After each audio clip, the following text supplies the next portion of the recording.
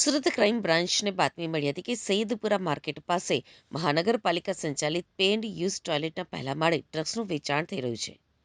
PI SN Parmar અને તેમની ટીમે ઓપરેશન પાર પાડી અરબાઝની ધરપકડ કરી હતી.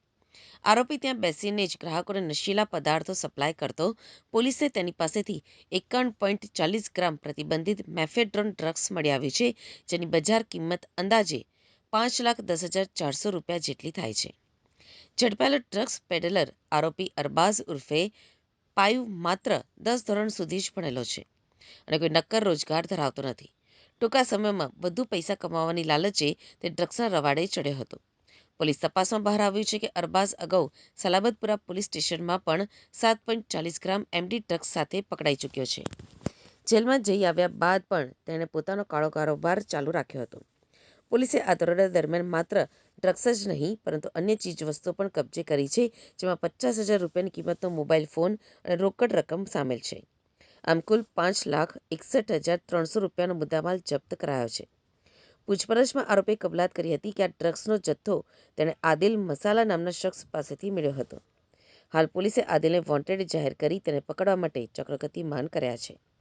આ ઘટનામાં લાલગેટ પોલીસની કાર્યશૈલી ઉપર પણ સવાલો ઊભા થયા છે.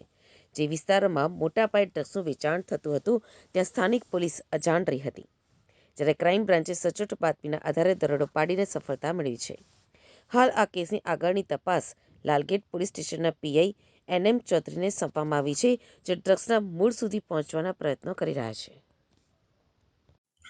ગુજરાત સરકારની ડ્રગ્સ મુક્ત ગુજરાતની મુહિમ હેઠળ ઝીરો ટોલરન્સ નીતિ હેઠળ મહેરબાન સીપી સાહેબની સૂચના અનુસાર ગતરોજ સૈયદપુરા માર્કેટ પાસે પે એન્ડ યુઝ ટોયલેટ આવેલ છે.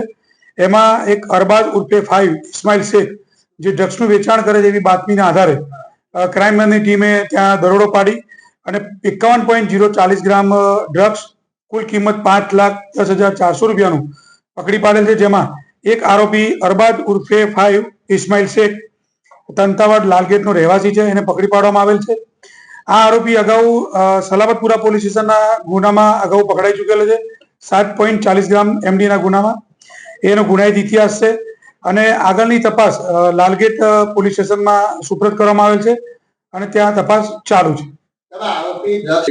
આરોપી 10 ધોરણ પાસ છે અને એની પાસે કોઈ કામ ધંધો નહોતો, એટલે 31 ડિસેમ્બરની અનુસંધાને એ ડ્રગ્સ વેચી અને જે પૈસા મળે એમાંથી મોજ મજા કરવાની ગણતરીના આધાર પર એને ડ્રગ્સ વેચવાનું ચાલુ કરેલ અને બહારથી લાવી અને વેચે છે.